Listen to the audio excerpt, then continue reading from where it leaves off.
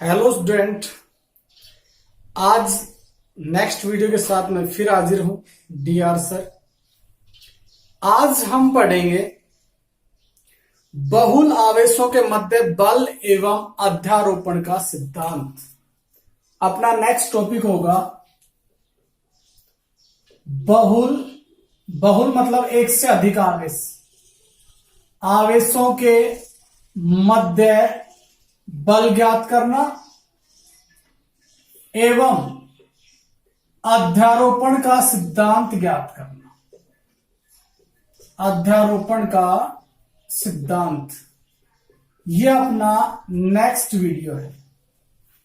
बहुल आवेश क्या होते हैं? जहां एक से अधिक आवेश पाए जाते हैं, उनके बीच में उसका मान निकालना। कल मैंने बताया था कूलाम के इंपोर्टेंट्स जो मैंने करवाए थे, उसमें जानकारी दी थी कि जब भी दो या दो से अधिक आवेश होते हैं, मान लीजिए दो आवेश हैं और एक तीसरा आवेश, तो दो से अधिक हो गए, उनके मध्य आ जाता है, तो कूलाम बल है वो पहले उन दोनों आवेशों के मध्य जो लग रहा था वो प्रभावित नहीं होता है। प्रभावित नहीं होता है तो हम किसी भी एक आवेश पर बल का एग्जैक्ट मान ज्ञात कर सकते हैं। ऐसे अध्यारोपण का सिद्धांत यहां हमें लगाना है। अब जो अध्यारोपण का सिद्धांत था अपने पास में, वो हमें पता है स्थिर आवेश पर कूलाम का नियम लगता है, तो हम किसी भी स्थिर आवेश पर निकाय में बहुत ज्यादा आवेश उपस्थित हैं, तो उनके द्वारा जितनी अमाउंट में बल लग रहा है वो हम ज्ञात कर सकते हैं। इसलिए यहां पर कूलाम के नियम का सैद्धांतिक निरूपण से हम उन बलों का मान ज्ञात कर पाएंगे। यदि मान लीजिए अपने पास में एक आवेश है ये Q1, इस आवेश पर Q2 भी बल लगाता है, Q3 भी बल लगाता है, Q4 भी बल लगाता है और Q5 भी बल लगाता है। तो मान लीजिए ये इस पर बल लगाता है तो इसकी डायरेक्शन ये हो जाती है, इसकी डायरेक्शन ये हो जाती है, तो हम डायरेक्शन की हेल्प से इनकी वैल्यू निकाल पाएंगे। बिना डायरेक्शन के वैल्यू निकालना मुश्किल हो जाएगा, इसलिए हमने कूलाम के नियम का सैद्धांतिक निरूपण किया था। सैद्धांतिक निरूपण से ही ये बात क्लियर हुई थी। तो अब हम आगे इसका मान ज्ञात करेंगे। तो क्या करते हैं, इसमें पहले इसकी परिभाषा के बारे में जिक्र करेंगे। मान लीजिए अपने पास में एक निकाय है और उसमें n आवेश उपस्थित है। मान लीजिए ये निकाय है मेरे पास में, इसमें n आवेश उपस्थित है। यहां पर आवेश है वो मान लीजिए Q0 आवेश है, यहां आवेश है Q1, यहां आवेश है मान लो Q2 और यहां आवेश है Qn। ऐसे करके इसमें n आवेश उपस्थित है। Q0 पर हमें परीक्षण करना है, ये भी उसमें उपस्थित है। इन सभी आवेशों के द्वारा जो इस Q0 पर बल लग रहा है, ये भी इस पर बल लगाएगा, ये भी बल लगाएगा, ये भी बल लगाएगा। तो जैसे ये बल लगाता है इस पर, तो इस पर मान लो ये जो बल लगाएगा उसका मान है F01, ये इसकी वैल्यू है। आगे ये Q2 भी इस पर बल लगाता है, उस बल की डायरेक्शन होगी ये, तो ये जो बल आएगा ये आएगा F02। आगे ऐसे Qn भी इस पर बल लगाता है, उसकी डायरेक्शन आएगी अपने पास, ये डायरेक्शन आएगी F0n। ऐसे इन आवेशों पर बल लगते हैं, Q0 पर बल लगाते हैं।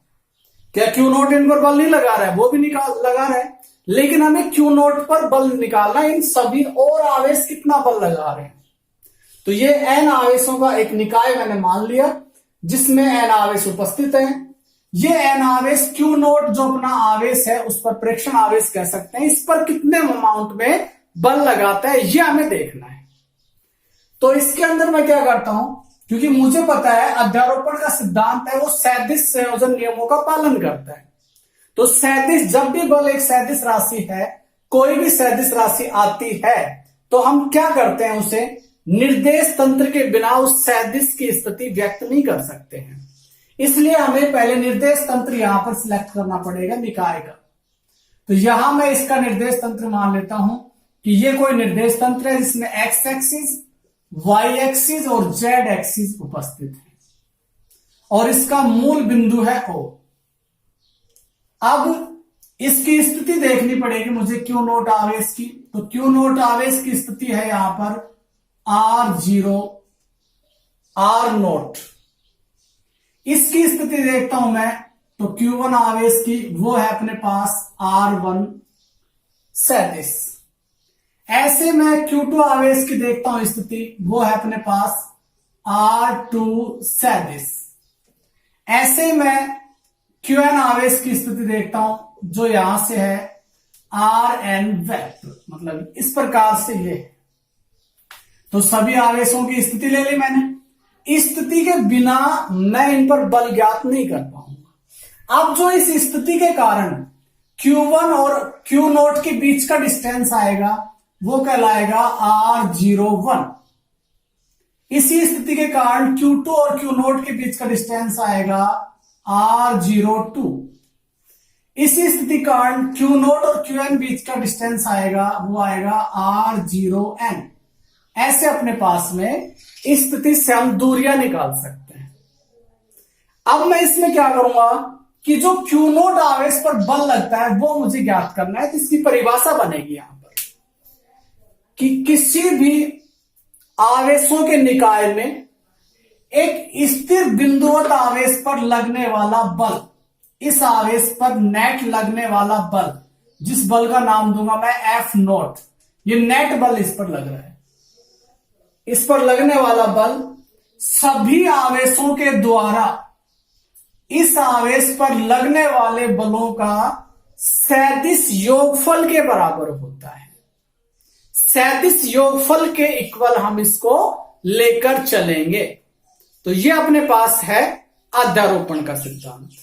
दोबारा बताता हूं इसकी परिभाषा कि कोई भी निकाय है, किसी निकाय में एक स्थिर बिंदुवत आवेश पर लगने वाला कुल बल सभी बलों के द्वारा उस पर लगने वाले बलों के सैदिश योगफल के बराबर होता है।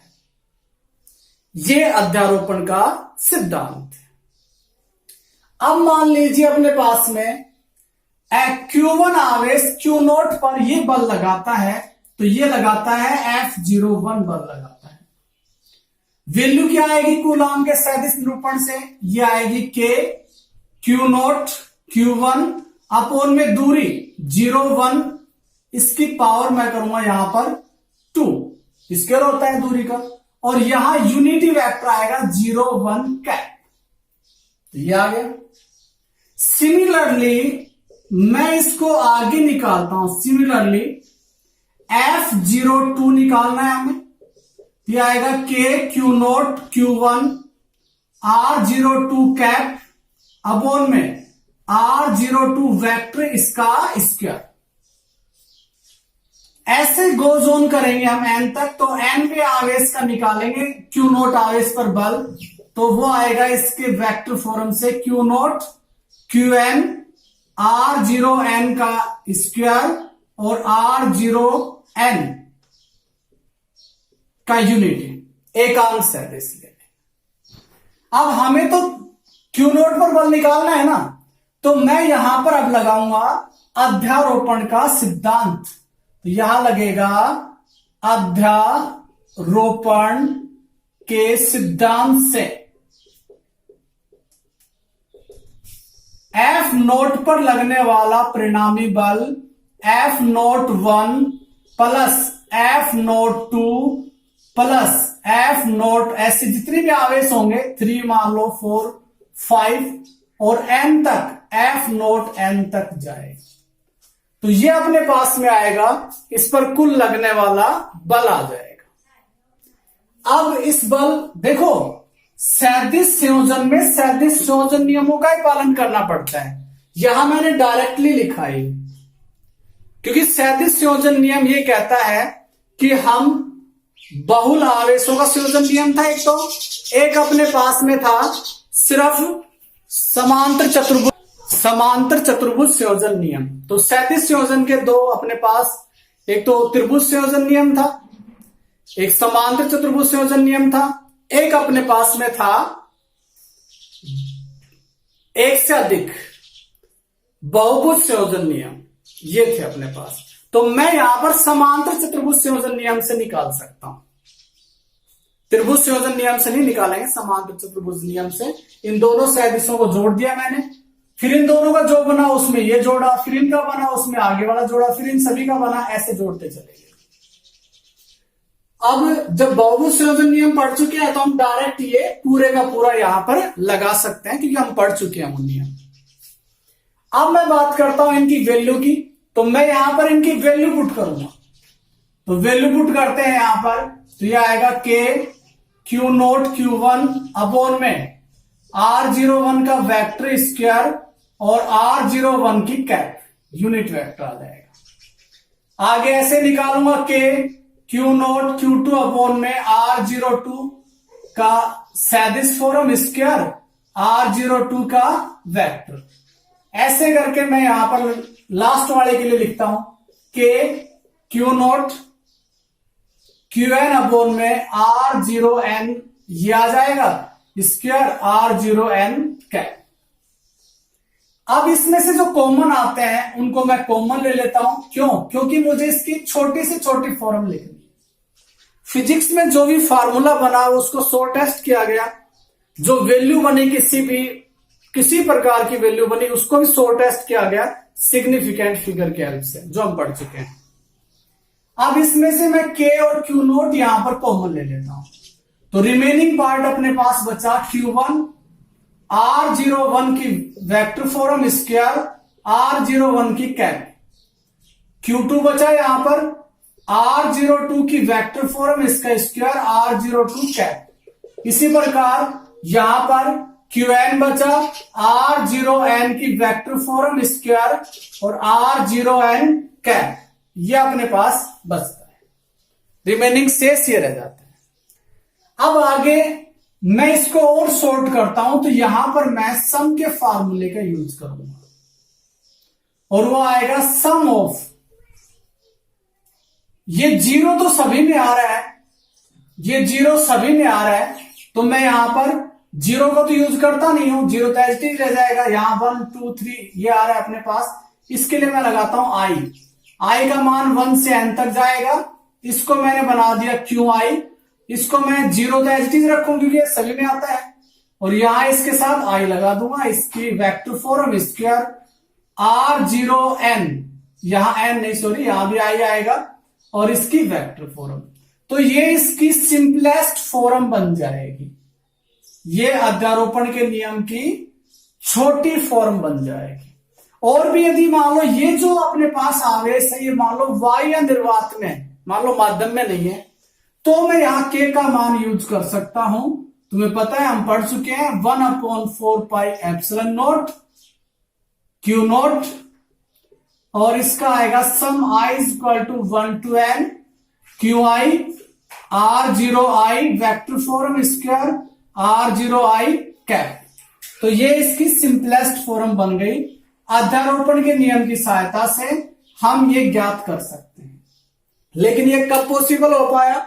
जब कूलाम के नियम का सैद्धांतिक निरूपण हुआ, तब ही ये पॉसिबल हो पाया, नहीं तो ये पॉसिबल नहीं होता। तो ये था अपने पास में बहुल आवेशों के मध्य बल एवं अध्यारोपण का सिद्धांत। आगे हम इसके कुछ न्यूमेरिकल करेंगे, देखते हैं। देखिए अपने पास न्यूमेरिकल है, एग्जाम्पल नंबर 7 है, ये कूलाम के सैद्धांतिक निरूपण पर है। एक बिंदु आवेश Q1 है 2 माइक्रो कूलाम, जिसकी स्थिति है 2 मीटर x पर है, 1 मीटर y पर है। दूसरा आवेश है -5 माइक्रो कूलाम, जो -2 मीटर और 4 मीटर पर अवस्थित है। Q2 पर Q1 के द्वारा लगाया गया बल ज्ञात करना है।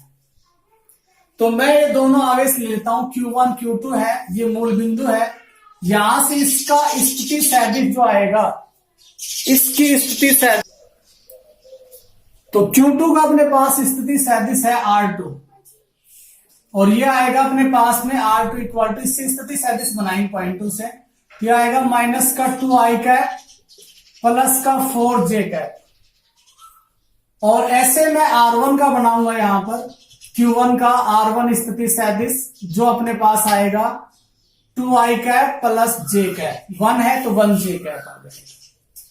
अब हमें केवल क्या निकालना है, Q2 पर Q1 के द्वारा लगने वाला बल ज्ञात करना है, केवल ये बल निकालना है F21। इसका स्थिति सदिश ये है, इसका ये है, यहां से यहां निकालना है।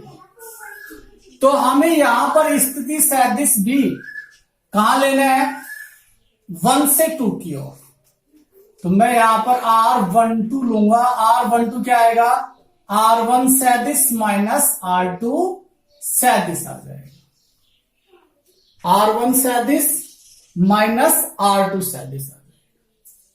यहां पर R12 कैप आएगा, इसकी डायरेक्शन Q2 पर बल निकालना है Q1 के द्वारा, Q1 के द्वारा, तो हम Q1 बल लगाएगा तो ये इस दिशा में जाएगा। वैसे भी ये दोनों एक पॉजिटिव है एक नेगेटिव है, तो ये बल होगा आकर्षण प्रकृति का, आकर्षण प्रकृति का बल होगा, इस वजह से इसकी डायरेक्शन ये ली जाएगी, तो ये ली जाएगी। तो मैं यहां पर लगाऊंगा F21 इक्वल टू आएगा K, Q1 का परिमाण Q2 का परिमाण बटे अपने पास आएगा R12 की डायरेक्शन, इसका स्क्वायर R12 कैप, ये आएगा अपने पास। अब हम क्या करते हैं, पहले इनकी वैल्यू देख लेते हैं। K की वैल्यू तो हमें पता है 9 इंटू 10 की पावर 9 होती है, और ये आएगी अपने पास में न्यूटन मीटर स्क्वायर प्रति कूलम स्क्वायर। Q1 का परिमाण लेना है हमें, तो माइनस का है प्लस का हो जाएगा 2 माइक्रो कूलम, ये 2 माइक्रो को खोल दूंगा 10 की पावर माइनस 6 कूलम। ऐसे Q2 निकालूंगा मैं, माइनस के 5 माइक्रो कूलम, माइनस है ये मोड से बाहर आएगा, प्लस का रहेगा, हो जाएगा प्लस का, मोड से बाहर आएगा तो प्लस का ही रहेगा, तो माइनस का प्लस हो गया 5 माइक्रो कूलम, तो 5 इंटू 10 की power minus 6 coulomb, because 1 micro coulomb में 10 की पावर माइनस 6 कूलम होते हैं, तो इसलिए मुझे यहां माइक्रो हटाना पड़ेगा। अब इसके बाद में मैं R12 भी ज्ञात कर लेता हूं यहां पर, कि R12 क्या होगा अपने पास, R12 सदिश R1 सदिश माइनस R2 सदिश, तो R1 में से घटाओ इसको, तो R1 अपने पास आया 2i cap plus j cap, इसमें से मैं घटा दूंगा किसको, minus 2i cap plus 4j cap. जैसे इसको घटाता हूं तो कितना आएगा, 2i कैप, ये माइनस है, ये माइनस से टकरा के ये प्लस हो गया, तो i कैप में i कैप जोड़ूंगा तो 4i कैप, फिर यहां पर j कैप है, ये माइनस है, ये माइनस इस प्लस 4j कैप से टकरा के माइनस का बनाएगा, तो प्लस का तो i कैप होगा और माइनस का 4j कैप, कितना बचा, माइनस का 3j कैप, तो ये आ गया अपने पास। ठीक है, अब मैं इसको सोल्व करता हूं यहां पर, तो इसको जैसे हल करेंगे, इसका मोड भी ले लेता हूं मैं पहले, क्योंकि मोड की आवश्यकता पड़ेगी हमें, तो इसका मोड निकालूंगा, तो मैंने बताया था i के कोएफिशिएंट का वर्ग प्लस j के कोएफिशिएंट का वर्ग, तो ये कितना आ जाएगा अपने पास, 16 प्लस 9 25, मतलब 5 आ जाएगा।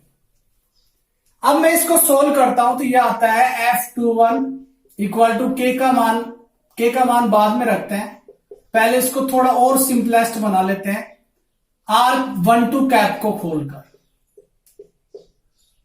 R12 कैप को खोलूंगा तो 12 सदिश अपोन में आएगा 12 मोड इसकी पावर।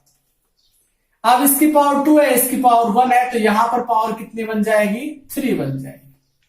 अब वैल्यू पुट कीजिए इसमें, तो वैल्यू पुट करोगे तो यह आएगा 9 इंटू 10 की पावर 9, Q1 का मोड लेंगे तो 2 इंटू 10 की पावर माइनस 6, इसका मोड लेंगे तो 5 इंटू 10 की पावर -6। अब और मैं इसका मोड, और यहां मैं लगाऊंगा 1 2 है 4i कैप -3j कैप, और इसका मोड लूंगा 5 की पावर 3 करूंगा 5 की पावर 3, तो यह आ जाएगा 5 की पावर 3 मीन्स कितना हो गया 125।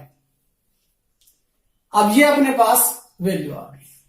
इसको कैंसिल करते हैं हम यहां पर, तो कैंसिल करते हैं तो ये आएगा अपने पास 5 से इसको कैंसिल करो 25, और कटता नहीं करता है तो हम इसको यूज करेंगे 2 1, इसको 9 को 2 से मल्टीप्लाई कर देंगे, 10 की पावर को सोल्व करेंगे।